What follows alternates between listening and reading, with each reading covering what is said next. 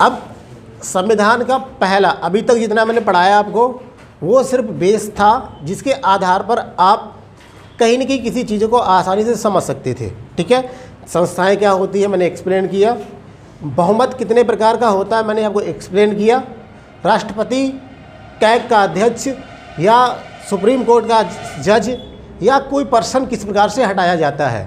Clear बात है ना, इस चीज़ के बारे में मैंने आपको थोड़ा थोड़ा बता ही दिया है।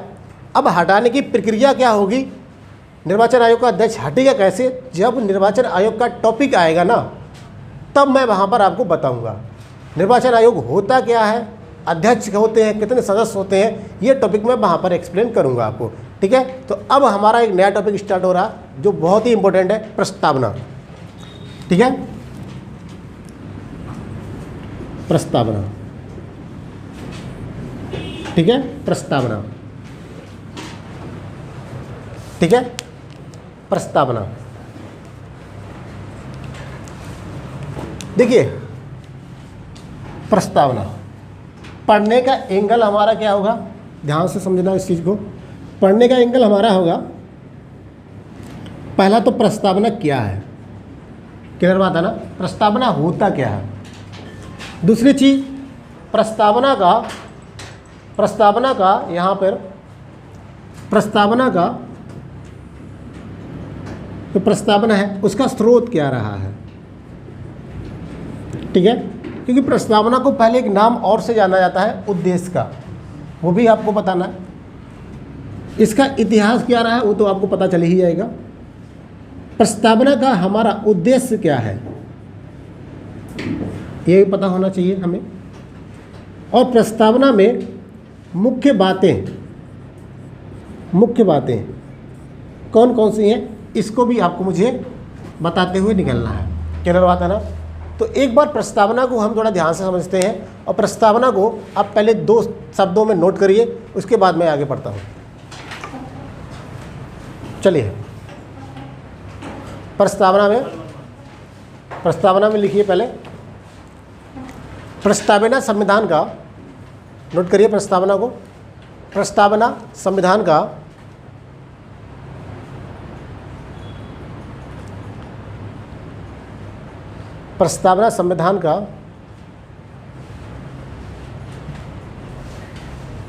संविधान का एक आमुख है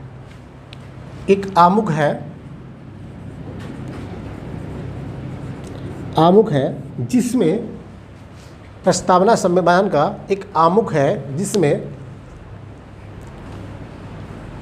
संविधान के आदर्शों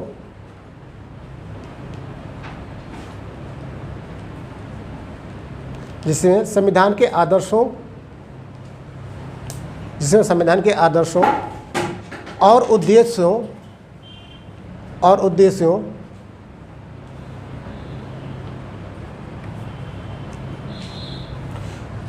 कौमा शासन प्रणाली के स्वरूप, क्या बताया मैंने, उद्देश्य, शासन प्रणाली का स्वरूप,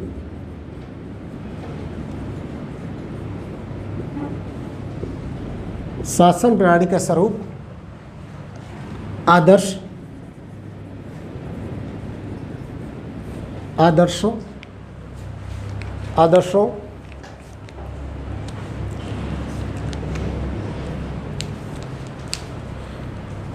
और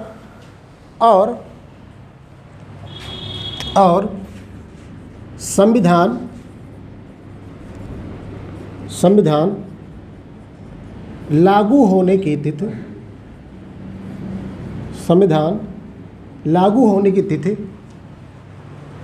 और संविधान लागू होने की तिथि का वर्णन किया गया है, और संविधान लागू होने की तिथि का वर्णन किया गया है।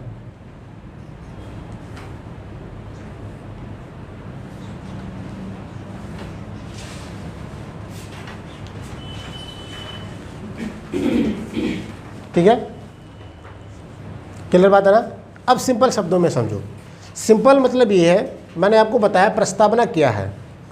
प्रस्तावना जब आप अपना संविधान को खोलेंगे ना तो सबसे पहले आपको प्रस्तावना ही देखने को मिलती है, जिस पर लिखा होता है हम भारत के लोग, और आगे सारी चीज़ों को आप देखोगे तो पूरा एकदम पैराग्राफ लिखा होगा और नीचे लिखा होगा वहाँ पर इस तिथि को यहाँ पर अंगीकृत किया गया। क्लियर बात है ना, ये सारी चीज़ें मिलती हैं। तो उसमें लिखा क्या गया है, संविधान यानी कि संविधान में जो हमारा प्रस्तावना है, प्रस्तावना को लिखने का उद्देश्य क्या है। दूसरा, शासन प्रणाली का स्वरूप कैसा होना चाहिए। हमारे यहाँ पर शासन प्रणाली लोकतांत्रिक है, तो लोकतांत्रिक प्रणाली का स्वरूप क्या होगा उसके अंदर लिखा हुआ है। संविधान के आदर्श क्या है, यानी कि जो इतना मोटी सी किताब हमारे पास है संविधान, संविधान के आदर्श क्या होंगे, किस प्रकार के आदर्श रहेंगे। क्लियर बात है ना। और संविधान लागू होने की नीचे की तरफ तिथि लिखी होगी। ध्यान से समझिए, जैसे उद्देश्य, हमारा संविधान को बनाने के प्रश्न उद्देश्य क्या है। जैसे बहुत सारे देश ऐसे हैं जहाँ पर लिखा हुआ संविधान नहीं है, जैसे ब्रिटेन में बहुत पुरानी संसद, सबसे पहले शुरू से वहीं से शासन प्रणाली चली आ रही है, लेकिन वहाँ पर लिखित संविधान नहीं है, अलिखित संविधान है। ठीक है। उसी प्रकार से अमेरिका पहला, विश्व का एक पहला ऐसा देश हुआ जिसे लिखित संविधान को बनाया है। तो लिखित संविधान का उद्देश्य क्या है, उसी प्रकार से प्रस्तावना के ऊपर आपको सिर्फ ये पता चलेगा कि हमारा इस संविधान को बनाने के पीछे उद्देश्य क्या है। जैसे राष्ट्रपति को मुझे नियुक्ति करना है, तो राष्ट्रपति को अगर मेरा नियुक्त करने का उद्देश्य क्या होता है, राष्ट्रपति को नियुक्त करने का मेरा उद्देश्य ये होता है कि ये सबसे, अगर कहीं पर कोई राज्य का किसी राज्य का सीएम, मुख्यमंत्री या पीएम किसी प्रकार की कोई गलतियां करेंगे या कोई तानाशाही रूल अपनाएंगे, तो उस केस में राष्ट्रपति उनको उनकी वास्तविक शक्तियों से परिचित कराएगा। उसी प्रकार से मुख्यमंत्री किस प्रकार से निर्वाचित होगा, किस प्रकार से मेजॉरिटी मिलेगी और क्या उसके कार्य होंगे, इन सारी चीज़ों का जो उद्देश्य हमारा है किस में निहित है, संविधान में निहित है। तो इन सारी चीज़ों का उद्देश्य वहाँ से पूर्ण होता है। शासन प्रणाली, मैंने बताया शासन प्रणाली लोकतांत्रिक होगी। कहाँ पर किस प्रकार की शासन प्रणाली का प्रयोग किया जाएगा, इस चीज़ का वर्णन कहाँ पर मिलता है, उद्देश्य में ही आपको देखने को मिल जाएगा। आदर्श में जैसे समाजवाद, धर्मनिरपेक्ष, ठीक है, पंथ निरपेक्ष, इन सारे चीज़ों का, समाजवादी, पंथ निरपेक्ष और इन सारी चीज़ों का जो वर्णन किया गया है ना, वो कहाँ पर किया गया, उद्देशिका में लिखा हुआ है। क्लियर बात है ना। ये सारे हमारे आदर्श हैं। क्लियर बात है ना। संविधान लागू होने की नीचे तिथि लिखी है, विक्रम संवत करके वहाँ पर लिखा हुआ है। अगर आप पूरा पढ़ेंगे ना तो उसको आपको वहाँ पर दिख जाएगा। क्लियर बात है ना। अब छोटे छोटे पॉइंट नोट करिए ताकि वो आपको याद रहे। देखिए 13 दिसंबर 1946, 13 दिसंबर 1946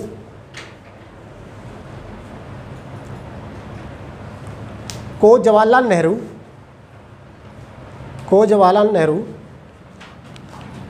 13 दिसंबर 1946 को जवाहरलाल नेहरू ने संविधान सभा के समक्ष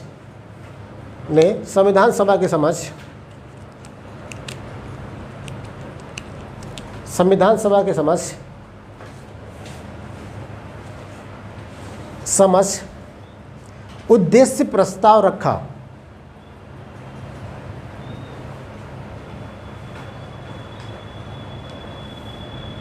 उद्देश्य प्रस्ताव रखा जिसे 22 जनवरी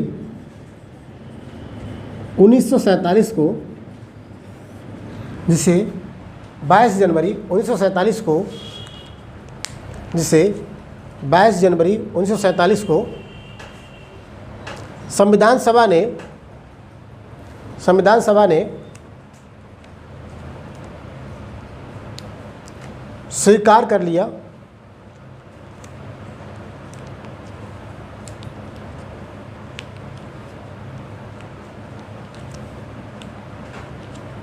संविधान सभा ने स्वीकार कर लिया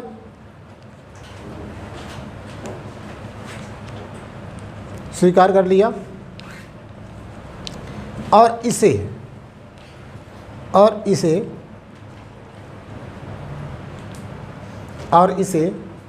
संविधान में और इसे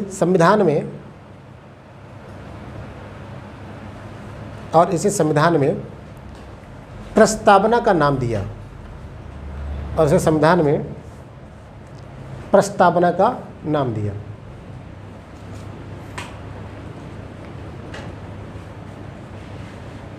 प्रस्तावना का नाम दिया। यद्यपि इसे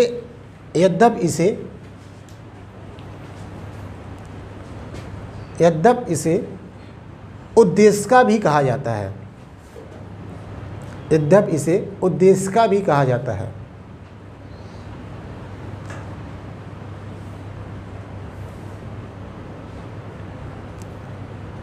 अब जरा समझिए यहाँ पे पहले देखिए, अगर आप इसी चीज़ को प्रस्तावना या उद्देश्य का, देखो हिंदी में इसके दो नाम मिलेंगे, प्रस्तावना मिलेगा, उद्देश्य का मिलेगा। मैं आप दोनों को अभी बताया, मैंने लिखवा भी दिया, अभी एक्सप्लेन कर रहा हूँ। लेकिन इंग्लिश में अगर बात करें तो इसका मिलेगा प्रियम्बल।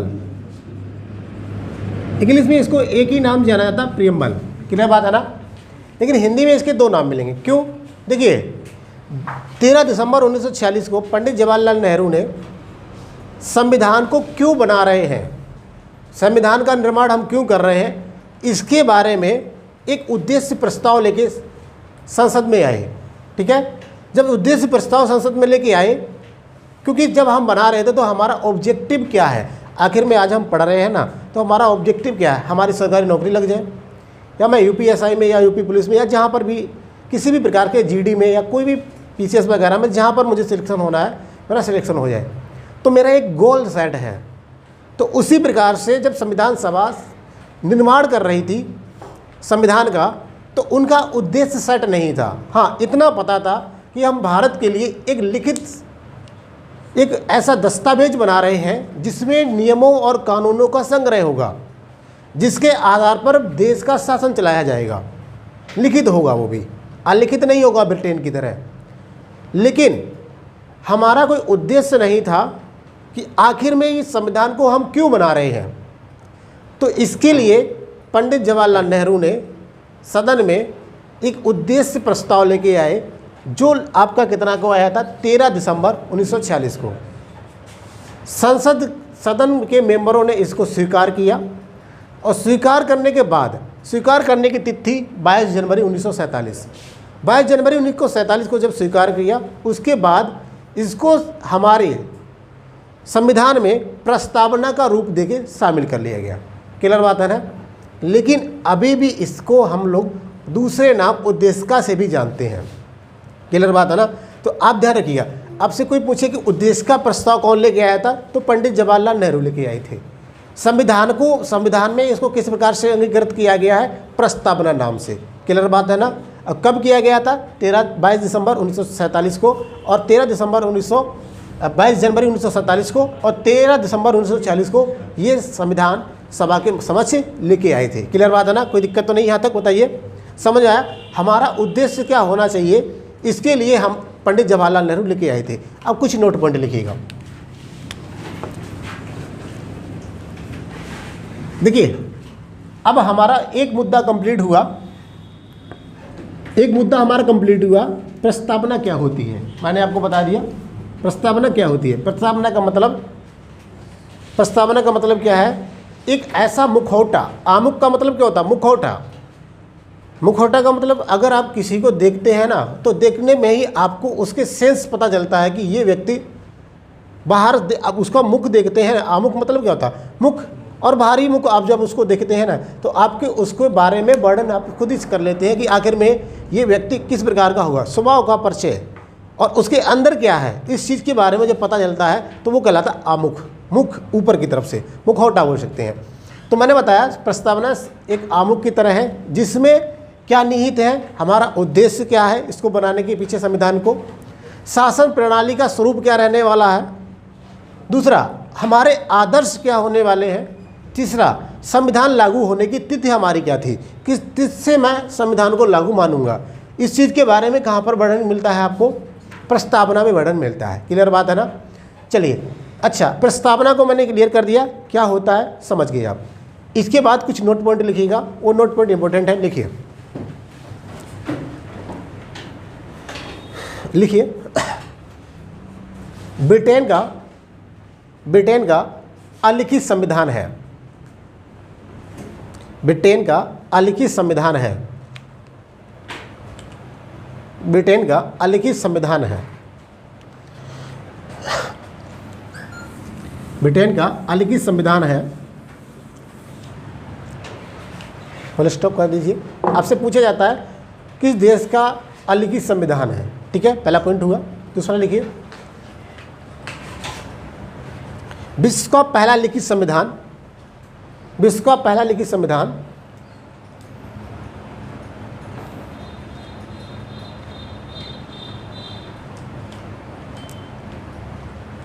विश्व का पहला लिखित संविधान अमेरिका का है।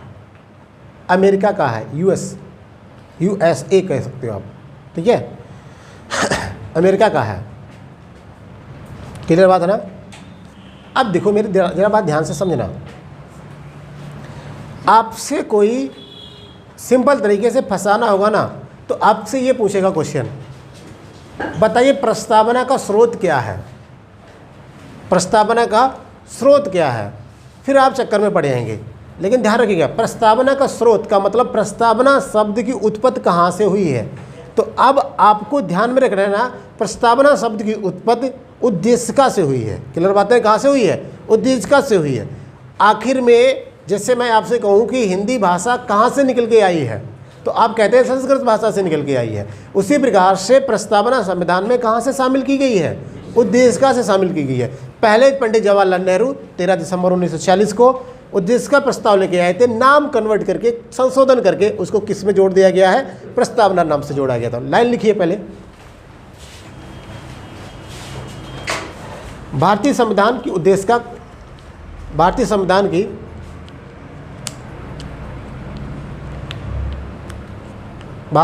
की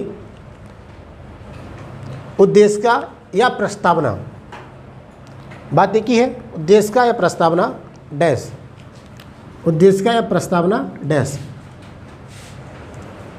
का स्रोत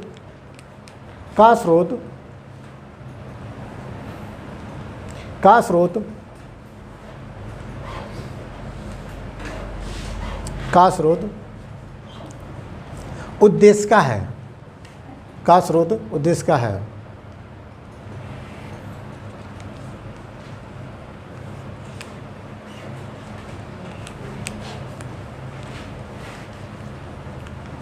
ठीक है,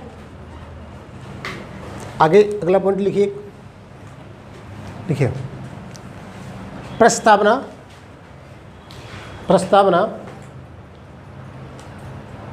हमारे संविधान में, प्रस्तावना हमारे संविधान में अमेरिका से ली गई है।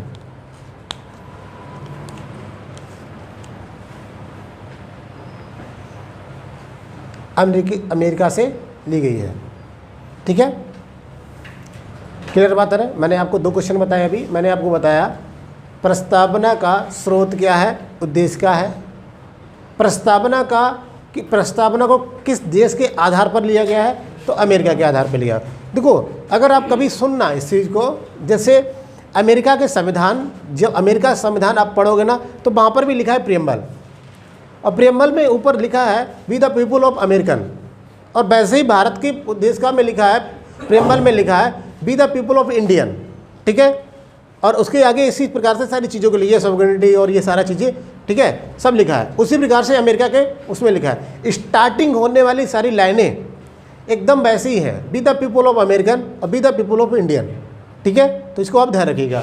इसका मतलब क्या है, अमेरिका से इसको हमने लिया है। अगला पॉइंट लिखिएगा, संविधान की प्रस्तावना की भाषा, संविधान की प्रस्तावना की भाषा, संविधान की प्रस्तावना की भाषा ऑस्ट्रेलिया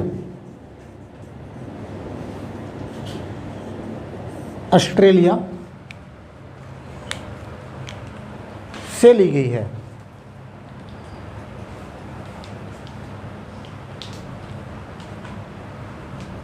ठीक है, क्लियर बात है ना।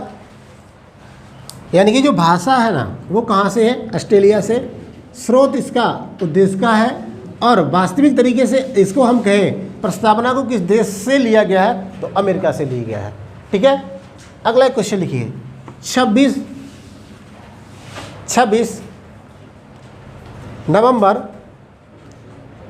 नवंबर को संविधान दिवस के रूप में मनाते हैं।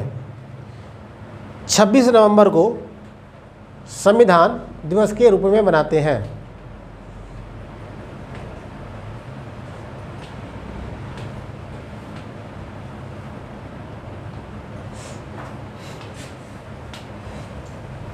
ठीक है, क्लियर बात है ना। यानी कि ये सारी जितनी चीज़ें मैंने आपको बताई ये आपकी क्लियर है ना। अमेरिका से हमने प्रस्तावना को लिया है, उसी के आधार पर भाषा प्रस्तावना की प्रयोग की हुई हमारी ऑस्ट्रेलिया की है। 26 नवंबर को हम क्या मनाते हैं, संविधान दिवस मनाते हैं।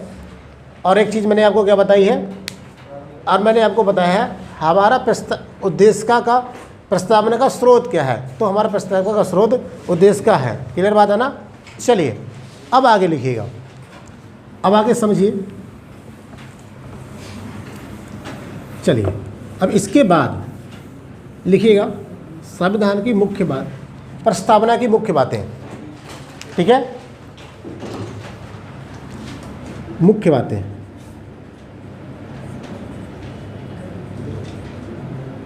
मुख्य बातों को आप 3 तरीके से बांटिएगा। नंबर 1, सत्ता का स्रोत। सत्ता का स्रोत, सत्ता का स्रोत क्या रहेगा, तो सत्ता का स्रोत होता है जनता। कौन होती है, जनता। और जनता सत्ता के स्रोत में किस प्रकार से भागीदार होती है, लोकतांत्रिक तरह, लोकतांत्रिक तरह। ठीक है, बाई इलेक्शन वगैरह हमारा डेमोक्रेसी है, तो डेमोक्रेसी प्रकार से। और ये विचार रूसों ने दिया था। किसने दिया था, रूसों ने दिया था। क्लियर बात है ना। तो सत्ता का स्रोत हमारा क्या होगा, जनता होगी।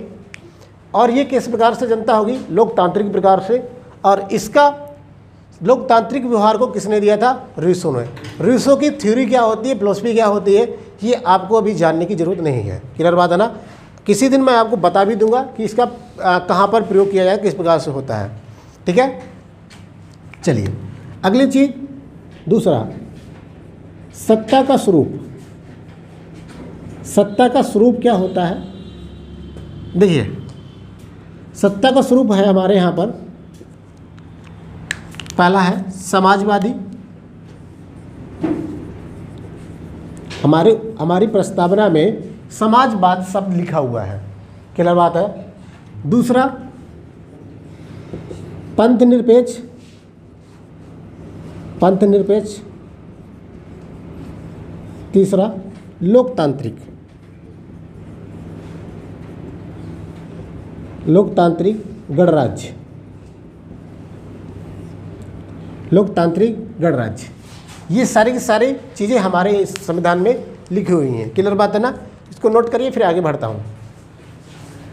ठीक है, लोकतांत्रिक गणराज्य।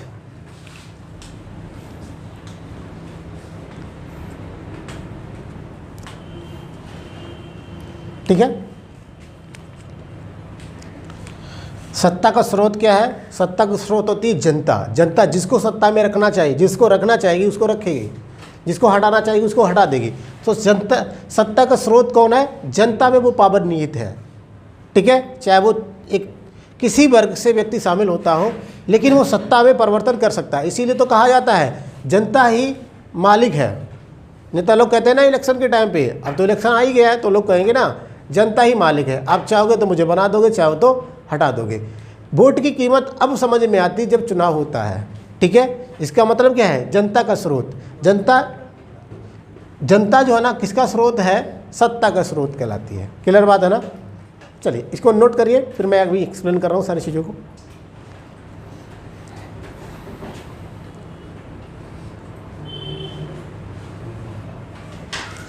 ठीक है।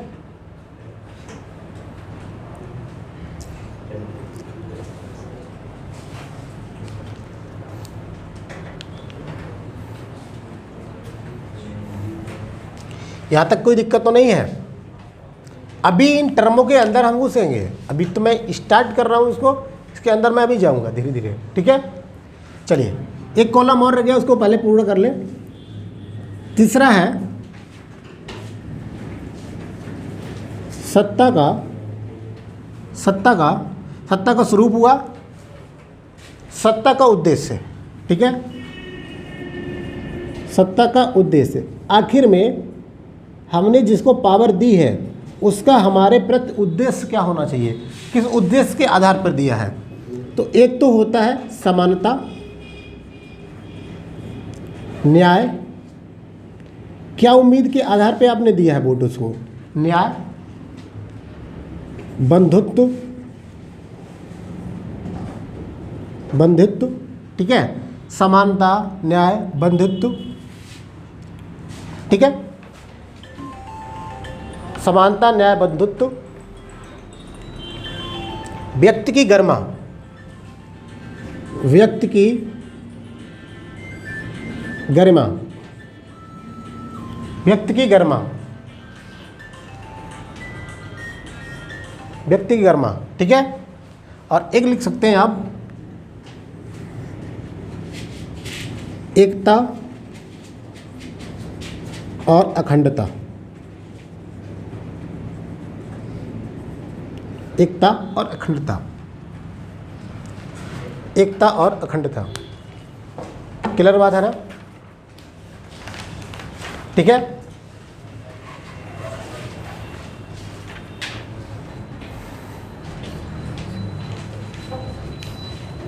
ठीक है, समझ में आए। अब जरा ध्यान से, अब आपने नोट कर लिया तो इधर समझिए। पहले देखिए, सत्ता का स्रोत, अब आप पहले इन चीज़ों को समझे, क्योंकि मैं इनकी टर्म में समाजवादी, पंच लोकतांत्रिक, गणराज्य, इस टर्म के बारे में मैं जाऊंगा। क्योंकि राज्य गणराज्य होते हुए भी लोकतांत्रिक नहीं है, ठीक है। लोकतंत्र की परिभाषा क्या होती है, गणराज्य की परिभाषा क्या होती है, ये मैं आपको आगे एक्सप्लेन करूंगा। इसलिए पहले आप थोड़ा थोड़ा इसका ओवरव्यू लीजिए, उसके बाद अंदर में जा पाऊंगा। सत्ता का स्रोत क्या है, जनता है, ठीक है। यानी जनता जिसको चाहेगी उसको बैठाएगी, जिसको चाहेगी उसको हटा देगी।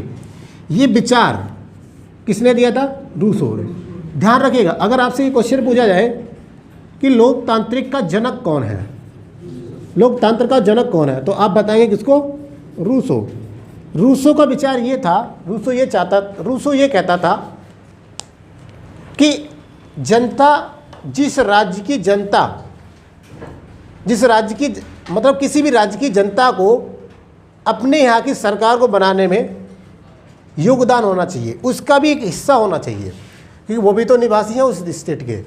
इसका मतलब रूसो ये कहता था कि जनता क्या है, जनता को भी सरकार बनाने में भागीदारता मिलनी चाहिए। वो लोकतांत्रिक तरीके को प्रयोग करना चाहता था, लोकतांत्रिक। इसलिए उसने एक फेमस कोटेशन भी बोला था, जनता की वाणी ही प्रभु की वाणी है। क्या बोला था, जनता की वाणी ही प्रभु की वाणी है। इसका मतलब क्या है, जनता ने जो कहा है वो ही सर्वोपरि है। यानी जनता अगर किसी जगह पर ये कह रही है कि ये व्यक्ति सत्ता में नहीं रहे, तो समझ उसको इस तरह से एक्सेप्ट करना चाहिए कि यही प्रभु ने कहा है कि अब मैं सत्ता से बेदखल हो जाऊं, मैं हट जाऊं, ठीक है। जनता की वाणी ही प्रभु की वाणी है, ये रूसो का विचार था, ठीक है। रूसो किसका जनक माना जाता है, लोकतांत्रिक। सत्ता का स्वरूप समाजवाद, एक्सप्लेन करूंगा आगे जाके समाजवाद क्या होता है। पंथ निरपेक्ष, इसको भी बताऊंगा। लोकतांत्रिक गणराज्य क्या होता है अभी बताऊंगा थोड़ी देर में ही। सत्ता का उद्देश्य क्या है हमारा, आखिर में जिस व्यक्ति को हमने सत्ता दी है वो हमारे प्रति कैसा व्यवहार करना चाहिए, समानता आए, ठीक है, समानता आए। दूसरा, न्याय मिल जाए हमको, ठीक है। बंधुत्व, भाईचारा आपस में होना चाहिए। दूसरा, व्यक्ति की गरिमा भी एक व्यक्ति की मतलब होता है, ठीक है। और क्या होता है, सत्ता एकता और अखंडता, लोगों में एकता आए और अखंडता आए। ऐसा ना हो कि कहीं धार्मिक मुद्दा लगा के लोगों में दूरियां पैदा कर दी जाए। इस प्रकार की हमारी उद्देशिका का, यही हमारा उद्देशिका का मुख्य उद्देश्य है। प्रस्तावना का मुख्य उद्देश्य यही है। क्लियर बात है ना? यहाँ तक क्लियर हो पाया? बताइए। चलिए अब एक एक को हम चलेंगे आगे, आराम से लिखिएगा। हाँ चले, चलिए पहले लिखिए सत्ता का स्रोत। सत्ता का स्रोत, सत्ता का स्रोत, सत्ता का स्रोत लिखिए।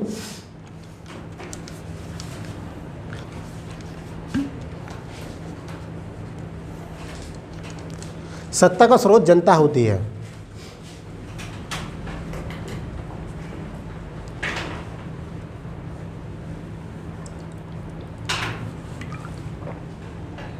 सत्ता का स्रोत जनता होती है। सेकंड पॉइंट, लोक प्रभुता का जनक रूसो है। लोक प्रभुता का जनक रूसो है, जो कि एक फ्रांसीसी विचारक थे।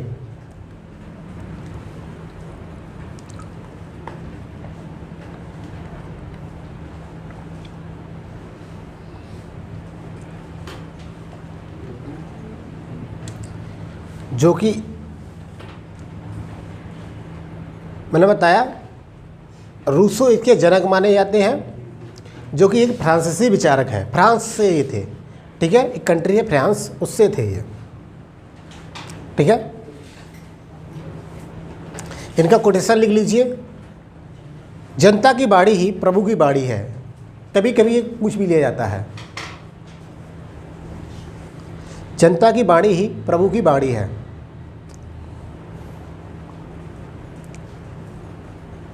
ठीक है,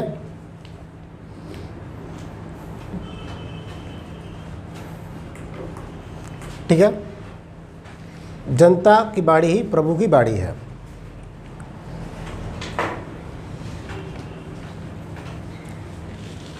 आगे एक पॉइंट लिखना।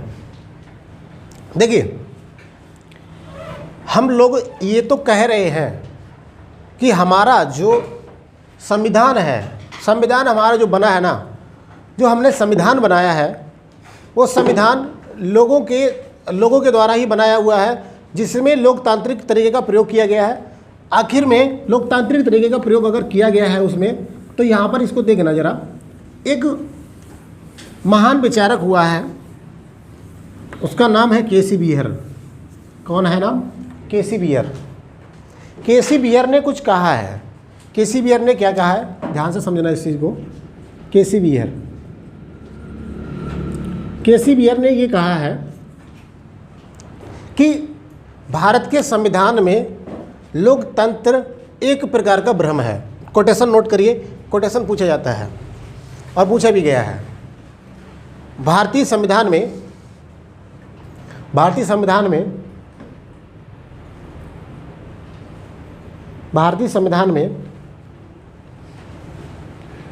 लोकतंत्र, भारतीय संविधान में लोकतंत्र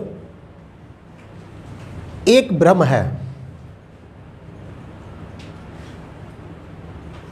भारतीय संविधान में लोकतंत्र एक भ्रम है। देखिए, उसने ऐसा क्यों बोला, ध्यान से समझना इस चीज़ को। उसने ये बोला कि अगर भारतीय संविधान में आप ये कह रहे हो ना कि लोकतंत्र, भारतीय संविधान में लोकतंत्र है, तो लोकतंत्र अगर है ना, तो लोकतंत्र का स्रोत भी होना चाहिए। यानी कि संविधान को बनाते समय जनता की भागीदारता होनी चाहिए। ये भी बात तो होती है। जैसे अगर भारत की बात करें, तो भारत में अभी कोई भी बिल अगर बनाया जाएगा, वो दो प्रकार से बनता है। क्या, या तो पहले वो बिल राज्यसभा उठाए, फिर वो लोकसभा में जाएगा। लोकसभा के सारे मेंबर डायरेक्ट जनता के द्वारा निर्वाचित होते हैं, और राज्यसभा के सदस्य, जहाँ राज्यसभा के सदस्य कहीं ना कहीं बहुत अलग प्रकार से सारे सदस्यों का निर्वाचन होता है, लेकिन मेजॉरिटी वहाँ पर अप्रत्यक्ष लोगों की रहती है। इसका मतलब क्या है कि लोकसभा में तो हमने बहुमत दिया है, वो डायरेक्ट जनता का है। इसीलिए आप अगर पढ़ते हैं लोकसभा राज्यसभा को, तो लोकसभा राज्यसभा में लोकसभा ज़्यादा मजबूत दिखाई पड़ती है। जैसे अगर आप मनी बिल की बात करेंगे, धन विधेयक की बात करेंगे, आगे चल के मैं बताऊंगा आर्टिकल का प्रयोग कहाँ पर किस प्रकार से होता है, कौन डिसाइड करता है। तो अगर धन विधेयक का प्रयोग करते हैं, धन विधेयक डिसाइड करने की बात होगी, तो राज्यसभा को कोई भी राइट नहीं है, जबकि लोकसभा आसानी से धन विधेयक को वो राज्यसभा रोक के भी रख ले या पारित करने भी ना दे, लेकिन 14 दिनों के अंदर वो पारित माना जाता है। दूसरी चीज़, लोकसभा में बहुत सारे ऐसी चीज़ें होती हैं जिसको स्टार्ट लोकसभा से ही करना पड़ता है, सिर्फ और सिर्फ एक उपराष्ट्रपति के पद को छोड़कर। उपराष्ट्रपति के पद को अगर आप उपराष्ट्रपति को उसके पद से हटाएंगे तो उसकी जो स्टार्टिंग प्रक्रिया है वो राज्यसभा में ही होनी चाहिए, क्योंकि वो उसका पदेन सदस्य है। इसका मतलब क्या है, बाद बाकी जितने भी सारे जो भी चीज़ें हैं लगभग मोस्टली वो सारी सारी राइट जो दे रखा है वो प्रमुख किसको दे रखा है, लोकसभा को। यही तरीके से अगर आप अमेरिका की तरफ चलते हैं थोड़ा, अमेरिका में जैसे हमारे यहाँ पर देखो, ध्यान से समझना, लोकसभा को निम्न सदन बोला जाता है और राज्यसभा को उच्च सदन बोला जाता है। आगे आएगा, ये पढ़ाऊंगा भी मैं। तो मजबूत यहाँ पर कौन दिखाई पड़ता है, लोकसभा। और अगर अमेरिका की बात करेंगे तो जस्ट इसका अपोजिट हो जाता है। वहाँ पर उन व्यक्तियों को, अमेरिका के संविधान में मालूम क्या है, अमेरिका के संविधान अगर आप पढ़ेंगे तो अमेरिका के संविधान में भारत के राष्ट्रपति प्रधानमंत्री ने अगर किसी भी देश के साथ कोई व्यापारिक समझौता कर लिया है तो उसको लोकसभा के मेंबर या राज्यसभा के मेंबर चाह के भी व्यापारिक समझौते को नहीं तोड़ सकते हैं, चाहकर भी नहीं तोड़ सकते। यानी कि राष्ट्रपति का साइन हो गया और फाइनल हो चुका है वो, क्योंकि सारे के सारे एग्रीमेंट राष्ट्रपति के नाम पर किए जाते हैं तो वो फाइनल माना जाता है। लेकिन अमेरिका में अगर राष्ट्रपति ने कोई एग्रीमेंट कर दिया लेकिन उसको उसके सदन ने पारित नहीं किया, सदन ने उसको पारित नहीं किया, तो वो एग्रीमेंट कैंसिल ही माना जाएगा। क्लियर बात है ना। अब मैं बात करता हूँ यहाँ पर, क्योंकि यहाँ से मैंने केसी बियर का बताया, तो इसका मतलब क्या है, जैसे स्विट्जरलैंड को आप लें, स्विट्जरलैंड में क्या होता है, जब भी कोई बिल पारित किया जाता है ना तो वहाँ पर जनता के द्वारा वोटिंग कराई जाती है, जनता के द्वारा वोटिंग कराई जाती है। अगर जनता ने उस बिल को मना कर दिया, रिजेक्ट कर दिया, तो वो बिल कभी भी पारित नहीं होगा, माना ही नहीं जाएगा। इसका मतलब क्या है कि जनता वोटिंग करती है, जनता भी किसी बिल को बनाने में डायरेक्ट तरीके से हस्तक्षेप करती है। भारत में ऐसा नहीं है। जैसे किसान बिल आया, अभी किसान बिल पे कितने सारे विरोध हुए, अभी भी धरना प्रदर्शन चल रहा है, धरना प्रदर्शन चल रहा है। लोकसभा के कुछ गिने चुने मेंबरों ने ही उसको यस कहा है, लोगों ने तो अपना बहुमत नहीं दिया। अब बहुत सारे देश में ऐसे व्यक्ति हैं जो उसके विपक्ष में हैं, बहुत सारे ऐसे हैं जो पक्ष में हैं। अगर इस चीज़ को अगर आपको करना है ना तो जनमत संग्रह कराइए। जनमत संग्रह का मतलब क्या है, मान के चलिए लोकसभा ने पारित कर दिया, कोई दिक्कत नहीं है, लोगों के द्वारा, भारत के सारे लोगों के द्वारा उसको जनमत संग्रह करा लीजिए। जनमत संग्रह में अगर मैक्सिमम लोग ये कह देते हैं कि ये बिल सही है तो दूसरे वाले व्यक्ति को भी मानना पड़ जाएगा, मानेंगे तो अभी भी, लेकिन बाय फोर्स मानेंगे। और वहाँ पर कैसे मानेंगे, आराम से नेचुरल तरीके से मान लेंगे कि हाँ भाई पक्ष में ज़्यादा लोग हैं। ये काम स्विट्जरलैंड में किया जाता है। स्विट्जरलैंड में अगर वोट पहले बिल पारित होगा, पारित होने के बाद अगर उस पर वोटिंग कराई जाएगी, जनमत संग्रह कराया जाएगा, और जनमत संग्रह में अगर नो के पक्ष में वोट पड़ गया ज़्यादा तो समझ लो वो बिल पारित होने के बावजूद भी कैंसिल कर दिया जाएगा, यानी कि वो कानून का रूप नहीं धारण करेगा। लेकिन भारत में ऐसा नहीं है। कारण सबसे बड़ा ये है कि भारत में इतनी बड़ी जनता है, इतनी पॉपुलेशन है 125 करोड़ के ऊपर। अगर यहाँ पर हम वोटिंग लाइन को भी ओपन कर देंगे ना तो वोटिंग लाइन अपने आप से हैंग कर जाएंगी। और काउंटिंग कर किसी एक बिल को काउंटिंग, क्योंकि सदन में प्रतिदिन कहीं ना कहीं 2, 4, 5, 6 बिल पारित होते हैं, नया कानून बनता है, संशोधन होता रहता है। और इस प्रकार से अगर भारत में किया जाएगा ना तो प्रतिदिन कहीं ना कहीं रोज़ वोटिंग पे 2, 4 तो घर के मेंबर वो चाहिए जो वोटिंग करते रहे बैठ के। इसका मतलब क्या है, इसका मतलब क्या है, कहीं ना कहीं ये प्रक्रिया बहुत जटिल हो जाएगी, इसलिए भारत में इस प्रकार का प्रयोग नहीं किया जाता। और इसलिए अगर कोई आपसे पूछता है कहाँ पर जनमत संग्रह कराया जाता है तो स्विट्जरलैंड है। क्लियर बात है ना, याद रखे हुए आप। अब देखो यहाँ पर समझो, केसी बियर ने क्या कहा है कि भारत के संविधान में अगर आप लोकतंत्र को ढूंढना चाह रहे हो ना, वो आपका एक भ्रम है। और भ्रम कैसे है, उससे पूछा गया चल बता भाई भ्रम कैसे है, तो उसने कहा, क्या कहा, देखिए उसने कहा संविधान बना है आपका, कहा बिल्कुल बना है। संविधान अगर बना है ना, तो संविधान में बनाते समय लोगों की भी भूमिका होनी चाहिए। उसने बिल्कुल कहा, सही बात है आपकी, जिस प्रकार से स्विट्जरलैंड में। तो उसने कहा है कि आपका संविधान बना, हमने कहा ठीक है भाई बना है। आपका संविधान बनाया गया था संविधान सभा के द्वारा, याद है ना, संविधान सभा के द्वारा बनाया गया था। संविधान सभा में जो मेंबर थे वो मेंबर किस आधार पर रखे गए थे, तो कहा उसने कहा संविधान सभा में जो मेंबर थे वो मेंबर किस आधार पर रखे गए थे, आपने किस आधार पर उनका प्रयोग चयन किया था। तो चयन करने में एक तो शिक्षा का प्रयोग किया था, किसको वरीयता दी थी, शिक्षित व्यक्तियों को। दूसरे ऐसे व्यक्तियों को जिनके पास संपत्ति थी, क्या थी, संपत्ति, पैसे वाले धनी लोग। इसका मतलब क्या है, जिस समय ये संविधान का निर्माण हो रहा था उस समय कहीं ना कहीं हम उस समय हम इंग्लैंड के उपनिवेशवाद पहले रह चुके थे और कहीं ना कहीं हम स्वतंत्रता की तरफ जा रहे थे। उसी समय हमारा ये संविधान बनता चला आ रहा है। इसका मतलब क्या है, जिस समय किसी दूसरे देश का हमारे ऊपर शासन है तो उस समय हम क्या अपनी शिक्षा लिटरेसी रेशियो क्या ज़्यादा बढ़ा सकते हैं, शिक्षित हो सकते हैं, नहीं। हमारे पास संपत्ति होगी क्या ज़्यादा, गिने चुने मेंबरों के पास, जिनके चुने सदस्यों के पास ही क्या होगी, संपत्ति होगी। इसका मतलब क्या है, इसका मतलब ये है कि जब संविधान बना गया, जब आपका संविधान बना है ना, तो शिक्षित व्यक्ति भी कम थे। जैसे मौलाना अब्दुल कलाम आज़ाद शिक्षित थे, ठीक है, राजेंद्र प्रसाद शिक्षित थे। और ध्यान में रखिएगा, यही कोटेशन ये भी प्रयोग किया गया है आगे जाके कि भारतीय संविधान वकीलों का स्वर्ग है। भारतीय संविधान वकीलों का स्वर्ग है। और भारतीय संविधान वकीलों का स्वर्ग कैसे है कि संविधान सभा की लिस्ट आप उठा के देख लीजिए।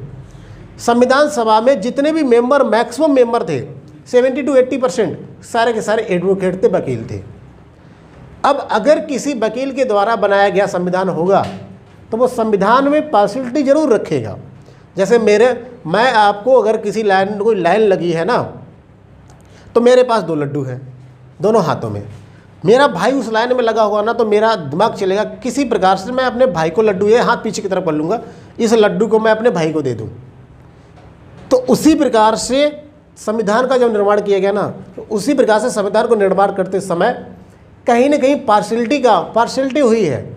क्या हुई है, वकील थे, वकीलों ने अपने पक्ष में और अपने अनुसार उस चीज़ को फोल्ड करके रखा है। इसीलिए लोग कहते हैं चलो वकील के पास चल दे, वकील तोड़ ढूंढ लेगा। दूसरी चीज़, संविधान की अगर आप डायरेक्ट कॉपी को पढ़ना चाहेंगे, संविधान का जो रिटन डॉक्यूमेंट है उसको पढ़ना चाहेंगे, वो एक बहुत ही जटिल भाषा में लिखा हुआ है। यानी कि अगर आप उसको सीधा सीधा समझना चाहेंगे ना, तो आपको समझने में बड़ा प्रॉब्लम होगी, क्योंकि वो सारा का सारा वकीलों के द्वारा लिखा गया। और वकीलों के द्वारा लिखा हुआ चीज़ तुमको अभी नहीं समझ में आती है। कहीं वकील अगर लिख दे तो तुम्हें यही नहीं समझ में आता ये लिख क्या रहा है, तो तुम्हें क्या संविधान में समझ में आ जाएगा। इसीलिए जब भी कभी संविधान की बात होती है तो आप उसकी ट्रांसलेट वर्जन को लेते हैं। क्लियर बात है ना। अब देखो,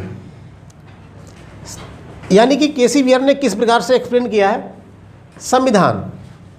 संविधान सभा ने गठित किया, संविधान को संविधान सभा ने बनाया, जिसका प्रमुख जो सदस्य को चयन हुआ था वो शिक्षा और संपत्ति के आधार पर हुए।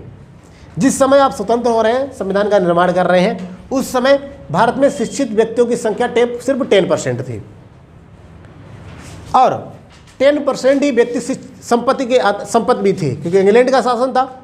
इसका मतलब क्या है, इसका मतलब ये है कि भारत की कुल पॉपुलेशन में से 10% लोग ही इस संविधान को बनाने में भागीदारता निभा रहे हैं। अब मुझे बताइए, ऐसा इस प्रकार से जहाँ पर सिर्फ 10% ही लोग संविधान को बनाने में भागीदारता निभा रहे हैं या भाग ले रहे हैं, तो वो संविधान क्या लोकतांत्रिक बन सकता है? क्या नहीं बन पाएगा। 90% व्यक्तियों को पता ही नहीं हमारे लिए नियम और कानून बनाए जा रहे हैं, और क्या नियम और कानून होंगे हमको पहले से ज्ञात ही नहीं है। इसका मतलब क्या है? तो इस आधार पर उसने केसी बियर ने इसको क्रिटिसाइज किया था। ठीक है, तो अब 2 लाइनें लिखिएगा इसके लिए, उसके बाद आगे बढ़ो। लिखिए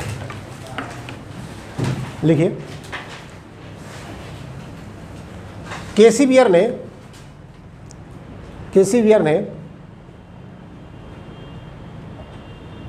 ने संविधान सभा के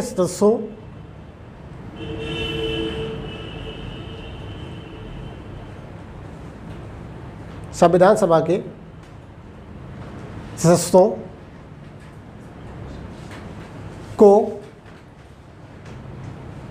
संपत्ति और शिक्षा के आधार पर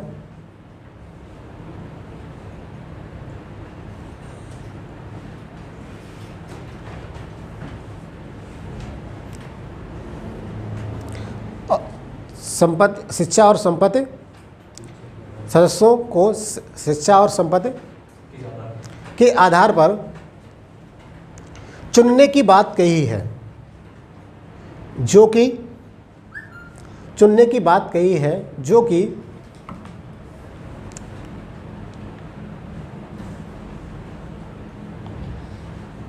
कुल सदस्य संख्या का,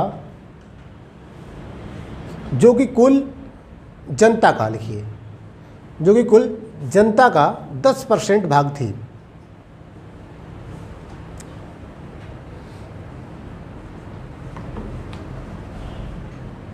जो कि कुल जनता का 10% भाग थी। ठीक है, अब चलिए, इसका मतलब क्या है? ये बात उसने कही है, किसने? केसी बियर ने। देखो ये स्टेटमेंट आपसे बहुत बार पूछा भी गया है। अगर आप किताब को खोल के देखेंगे तो आपको कहीं ना कहीं स्टेटमेंट आपके दिमाग को टच करेगा, तब आप ढूंढोगे किताबों में, और किताबों में मिलेगा नहीं इतनी जल्दी। ठीक है, तो मैंने ये कोटेशन लिखवा भी दिया है। अब ध्यान रखिएगा, क्योंकि अगर ये चीज़ अगर केसी बियर की मान ली जाएगी तो फिर हमारे संविधान, क्योंकि देखो हम भारतीय हैं, और भारतीय हैं तो स्वाभाविक बात है हारना चाहेंगे नहीं, किसी से कैसे हार जाए, तो हम उसको समझाते हैं। देख भाई, तुमने अपनी बात समझा ली, वो कह रहा हाँ समझा ली, तो सुन मेरी बात। अब हम अपनी समझाते हैं। क्या समझाएंगे उसको? उससे ऐसा समझाते हैं, देख भाई संविधान बना है, ठीक है भाई, अब उसको हम समझा रहे हैं, क्योंकि भारतीय हैं, और भारतीय लोगों की भाई देखो सीधी सी बात है, हम अगर बना नहीं पाते तो चुराते तो नहीं पाकिस्तान जैसे या चीनी जैसे। विश्व का एक ऐसा देश चाइना ही है जो हमेशा कॉपी बेचता है। जैसे नाइकी का जूता बनाएगा कोई देश तो वो उसकी कॉपी बना के बेच देगा, कॉपी मतलब उसकी जैसी शकल।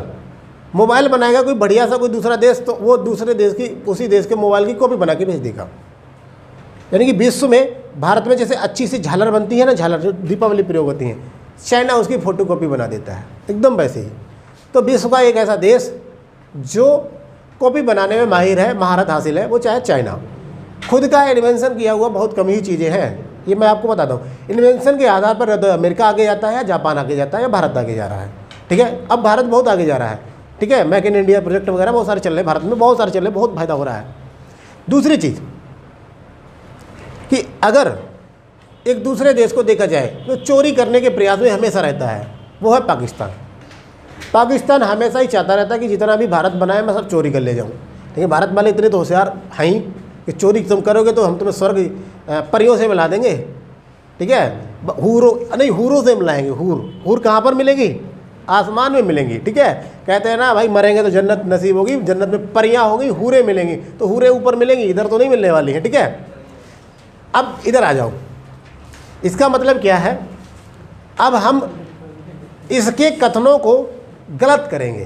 कैसे करेंगे? भारतीय है, मानने वाले तो हैं नहीं, उसको फंसा देंगे उसकी बातों में। कैसे फंसाएंगे? ध्यान से समझना। संविधान है, हमारा संविधान है, तुम ये कह रहे हो मुझसे कि हमारा संविधान बनाने का तरीका ही गलत है। तो सुनो भाई, हमने संविधान बना लिया, हमने शिक्षा और संपत्ति के आधार पर बनाया, कोई दिक्कत नहीं है। तो तुम्हारी दिक्कत हो रही है तो सुनो मेरी बात, हमने जिस समय संविधान बनाया था उसके कुछ समय बाद 1952 में हम इलेक्शंस में भी गए थे। और जब हम इलेक्शन में गए थे ना, निर्वाचन, हम लोगों ने सारे जितने भी कैंडिडेट थे, लगभग मैक्सिमम कैंडिडेट लोकसभा के मैक्सिमम कैंडिडेट जो भी इन्होंने संविधान का निर्माण किया उसके मैक्सिमम कैंडिडेट इलेक्शन में गए। और इलेक्शन में 1952 में जाने के बावजूद भी हमारे कैंडिडेट हारे ही नहीं, ना के बराबर। एक आध कहीं हार गया हो तो हार गया हो, बाद बाकी सारे के सारे कैंडिडेट पुनः ही निर्वाचित होकर आ गए। इसका मतलब क्या है कि जनता को भरोसा था कि हमने हमारे संविधान का निर्माण सही लोगों ने किया है, इसीलिए तो वोट दिया है। अगर भाई 1952 में जो चुनाव हुआ था, अगर उसमें हरा दिए थे वो लोग, जनता हरा देती, तो इसका मतलब हमने गलत काम किया है, हमारे कर्मों का फल मिल गया हमें, हमने गलत संविधान बनाया है। अब हमने 26 नवंबर 1949 को संविधान को अपना लिया है। संविधान को अपनाने के बाद पूरे देश में उसकी कॉपी पहुंच चुकी है, पूरा देश के लोग जान चुके हैं हमारा संविधान बना है। तो इसका मतलब क्या है, लोग पढ़ चुके हैं, शिक्षित हो गए, अशिक्षित भी होगा तो उसने भी जान लिया होगा, दूसरे से सुना दिया होगा। ये पेपर पढ़ता, कोई पेपर किसी का मन होता ना, जो अनपढ़ होता तो बेचारा क्या करता, कहता भाई तू पेपर पढ़, जोड़ जोड़ के पढ़ना, मैं सुन लूँगा। तो संविधान गया होगा पूरे भारत में, तो उन्होंने कहा भाई तू जोड़ जोड़ के पढ़ना, मैं सुन लूँगा। तो वो अपने मतलब की चीज़ें तो जनता ने ढूंढ ही ली होंगी। अब कोई जब सदन का सदस्य था, संविधान सभा का सदस्य था, जैसे राजेंद्र प्रसाद से लेकर हर व्यक्ति, तो वो लड़ेगा ना चुनाव जब लड़ा तो अगर उसने गलत बनाया होता तो उसके कर्मों का फल मिलता, तो वो हार जाता। लेकिन कोई व्यक्ति हारा ही नहीं है। इसका मतलब ये सिद्ध होता है कि अगर मैं हारा नहीं हूँ तो मैंने कार्य सही किए हैं। तो इसका मतलब जनता ने उस चीज़ को एक्सेप्ट किया है। जैसे इससे पहले जो चुनाव हुए थे, जिसमें नरेंद्र मोदी 2014 के बाद इलेक्शन में गए थे, तो उनके द्वारा किए गए कार्यों के आधार पर ही दोबारा से वोट पड़े और इस बार रिकॉर्ड बहुमत से उनकी सीट आई। इसका मतलब क्या है, उनके किए गए कुछ 5 साल के कार्य अच्छे ही होंगे, तभी तो वो लोगों ने वोट दिया है। और इस बार फिर से जा रहे हैं चुनाव में, तो कहीं इस बार तो उन्होंने सबके जेब में रुपए ही भर दिए हैं, 500 रुपये, 200 रुपये, ठीक है। वो रिश्वत देना शुरू कर दिया है। अब रिश्वत कहाँ तक काम करती है भाई, तुम जानो, हम जानते नहीं हैं, ठीक है। चलिए, इसका मतलब क्या है, यहाँ तक टॉपिक समझ में आया तो एक लिखिए लाइन,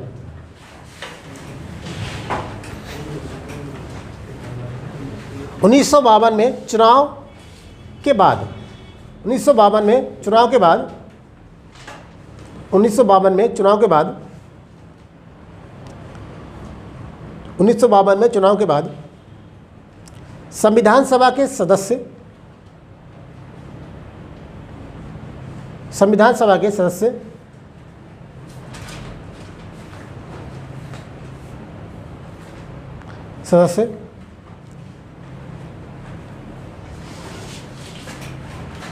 संविधान सभा के सदस्य निर्वाचित होकर पुनः सदन में आ गए। निर्वाचित होकर पुनः सदन में आ गए।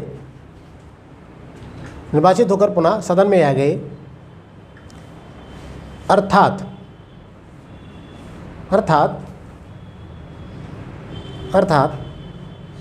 केसी बियर का कथन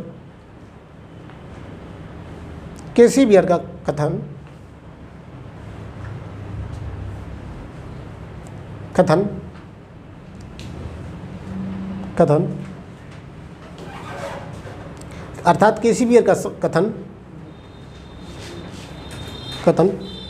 कहीं ना कहीं असत्य साबित हुआ,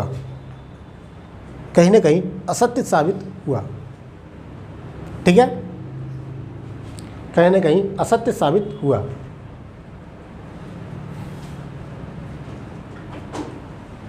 ठीक है,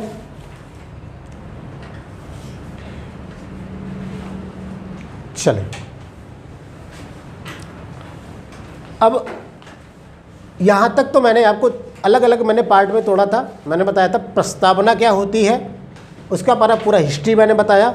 उसके बाद मैंने आपको बताया प्रस्तावना में स्रोत क्या था, हमारा जनता थी, जनता के आधार पर किस प्रकार से बना, किसने इसका क्रिटिसाइज किया, रूसो इसका जनक बोला जाता है, और हमने किस प्रकार से उसके कथन को वापस उसके पास ही लौटा दिया। इसका मतलब क्या है, इसके बाद हम एक नया उस पर चले गए, क्योंकि हमारा एक 2 पोर्शन खत्म हुए। प्रस्तावना क्या होती है और सत्ता का स्रोत क्या है, क्लियर बात है ना। सत्ता का स्रोत क्या हमारी जनता है, जनता जिस पर महनवान तो गदा भी पहलवान, ठीक है। इसका मतलब क्या है, अगला हम नया पढ़ेंगे समाजवाद, अगल पढ़ेंगे हम समाजवादी, और ये पढ़ेंगे हम नेक्स्ट लेक्चर में, क्योंकि आज का टाइम पूर्ण हुआ, ठीक है। तो हेडिंग डाल दीजिए समाजवादी। समाजवादी को पहले समझेंगे। समाजवादी में आपको 2 थ्योरी मिलेंगी, एक तो मार्क्सवाद होता है और एक होता है समाजवाद। मार्क्सवाद समाजवाद क्या होता है, इसका अंतर आपको यहीं पे समझ में आएगा। पंथ निरपेक्ष क्या होता है ये भी समझ में आएगा, क्योंकि बहुत छोटी छोटी सी चीज़ें जो आपके संविधान की उद्देशिका में लिखी होती हैं, संविधान पढ़ने के बावजूद भी हमको उसका मतलब नहीं पता चलता है। जो मतलब आपका पहले क्लियर हो जाएगा, यहाँ पर क्वेश्चन भी यहीं से बनते हैं, क्लियर बात है ना। तो ठीक है, आज के लिए इतना रखिए, ठीक, कल मिलेंगे।